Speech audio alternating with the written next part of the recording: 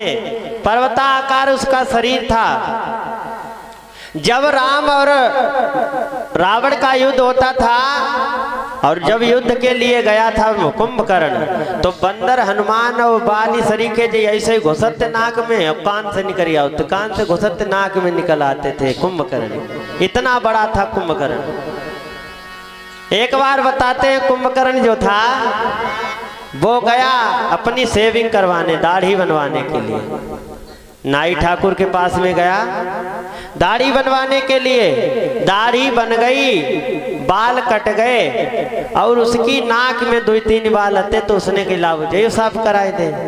सोचा उसने, कुंभकर्ण ने नाई ठाकुर से कहा, भैया जी मेरी नाक के बाल जो हैं जी काट दो। तो उन्होंने जो था नाक ऐसे पकड़ी, और पकड़ी क्या, वो तो इतना विशाल था, उसे घुसी गया सीधे। और उसने जाकर के न जैसे ही कैंची लगाई बाल काटने के लिए, उस समय कुंभकर्ण को छींक आ गई। छींक आई में वो कैंची जो थी एकदम सांक ऊपर को गई, वो कैंची पेट में पहुंच गई कुंभकर्ण। अब नाई ठाकुर बड़े परेशान, हमारी तो भैया रोजी रोटी कैंची थी वो भी चली गई।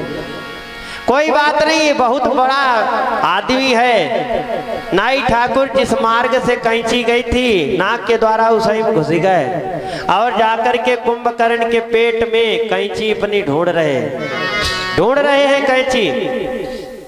कैंची तो नहीं मिली, तब तक उन्हें एक वहां पर किसान मिला है हाथ में डंडा लिए हुए। और उसने नाई ठाकुर को देखा तो कहा, भैया तुम यहाँ क्या कर रहे हो? उसने कहा, तुम क्या कर रहे हैं? नाई ठाकुर बोले, हम तो अपनी कैंची ढूंढना है, कैंची पेट में चली आई। किसान बोला, भैया लौट चलो। कहीं काहे? कहीं हमें 1 साल हो गई, हम अपनी बद्धन गोई ढूंढ बनाई मिली, तो यहाँ पर कैंची कैसे मिलेगी?